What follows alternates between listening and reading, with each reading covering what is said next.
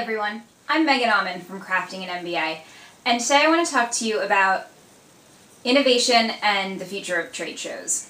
So on Sunday I went to New York City and walked ICFF, which is the International Contemporary Furniture Fair, and while I was there walking the show I ran into Grace Bonney from Design Sponge. And as we were kind of talking about the show, Grace expressed the fact that she was really disappointed with kind of the lack of innovation, the lack of new exciting products that she was seeing at the show that year. And as I thought about it, I kind of realized, so was I, just based purely on the fact that now that I'm home from the show, I don't really remember anything. Nothing stood out to me, nothing jumped out at me. And so Grace was really compelled by kind of what she saw or what she didn't see, and she created this really great video over on Design Sponge, kind of talking about the disappointment.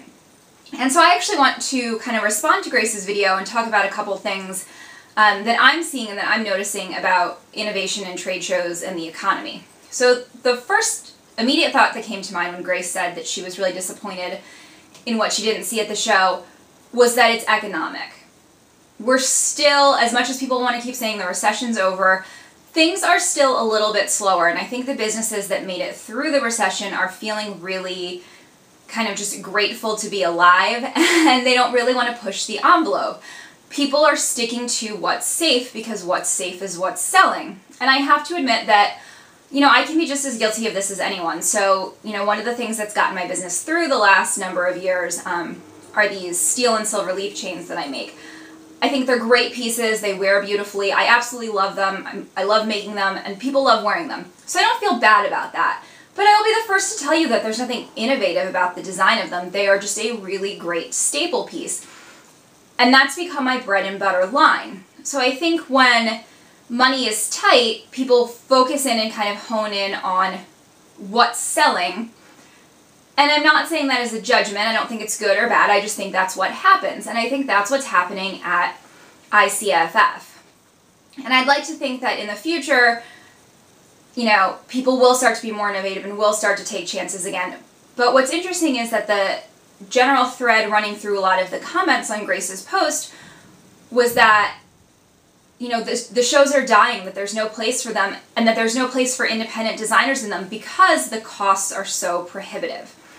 To exhibit at a show like ICFF, you're probably looking at a minimum of $3 to $5 grand for a small size booth, and then it goes up from there. Now, I've never exhibited at ICFF, but I do exhibit in the Accent on Design division at the New York Gift Fair, and that division is also managed by the same company that manages ICFF. So I know firsthand kind of the costs of trade shows. And I have to say from my own personal experience that I don't think that these shows are dying. I do think there is still a value that you get from a show that you don't get from anything else. And for me, that's about building face-to-face relationships with my buyers. When I go to a show, I see my regular buyers, I meet new stores, and I get to build this rapport with people that you can't build via email and you can't build via the phone. You only really get it from meeting and talking to them in person. And I know for me, the financial trade-offs have been there.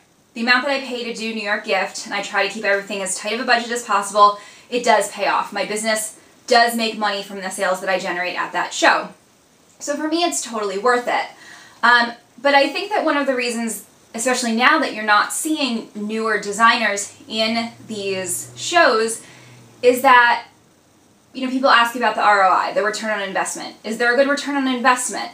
Well, the problem with these shows is that sometimes the ROI is many, many months out of the road. So ICFF, it's probably less of an order writing show than New York Gift. At New York Gift I go, people write orders, you fill them.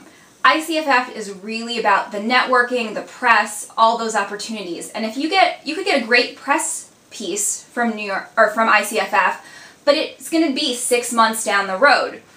And if you are a small new company, your biggest issue is probably not return on investment, it's cash flow.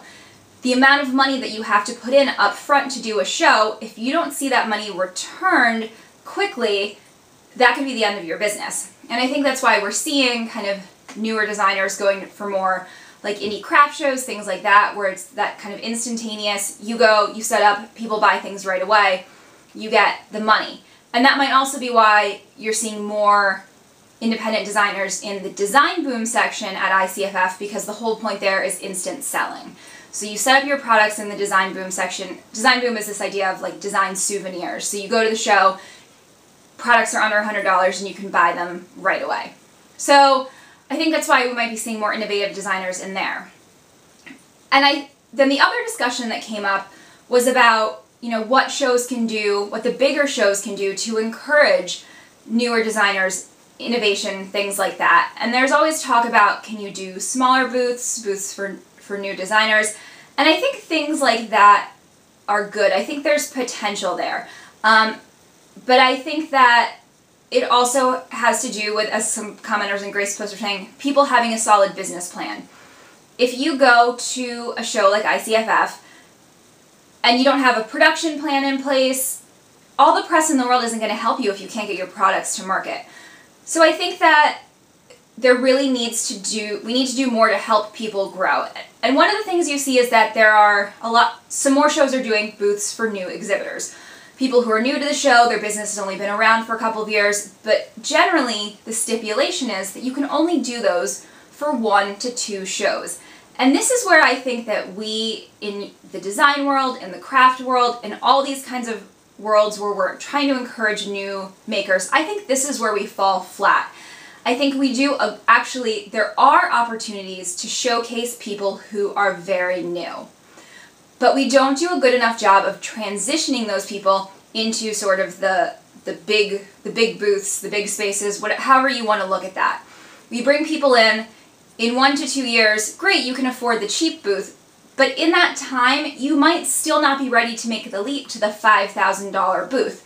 So where's the transition? Where are these designers going? And so I think that's actually one of the biggest problems facing, I think, both the design field and the craft field, is we do a great job of promoting student design, but we don't do a good enough job of promoting the kind of like 5 to 10 year out group.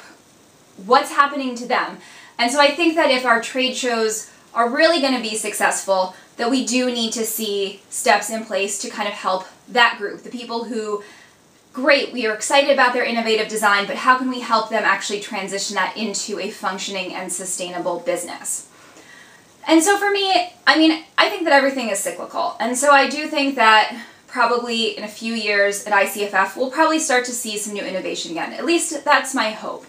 But I don't think that trade shows are dying. Now, with that said, I am really excited about the new possibilities. Obviously, I think that video is a great tool to connect with people for your business no matter what. And I think whether you're going to trade shows or not going to trade shows, using more video as a way to bridge that gap between in-person meetings at shows, in-person conversation, and just text and photographs on a website, video is the way to go for that. So I really think that we are going to start to see more of that.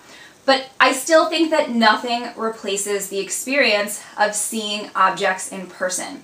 I think particularly for store buyers, you can get a really good sense of something online, but until you see it in person, it's going to be hard to know how it's going to fit into your store, or how it's going to fit into your home, or how it's going to fit into your client's home if you're, say, an interior designer.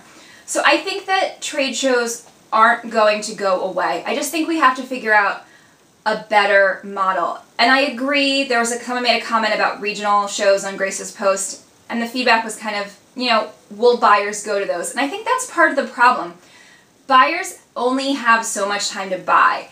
And so they can't be at everything. So how do you kind of meet the needs and get the independent designers in there, but make it easy for the store buyers too? Because you have to think about anytime you have a trade show, the trade show serves multiple groups of people. Yes, it has to serve the designers, but it also has to serve the buyers. The buyers need an incentive to come, and having to schlep, say, all over the city in a course of a week, they're probably not going to want to do that.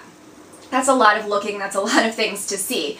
So you always have to keep in mind that when you're setting up a show, there's a balance between the people in the show and the people who are coming to shop the show. And I think that's something that shows are going to have to continue to address more and more.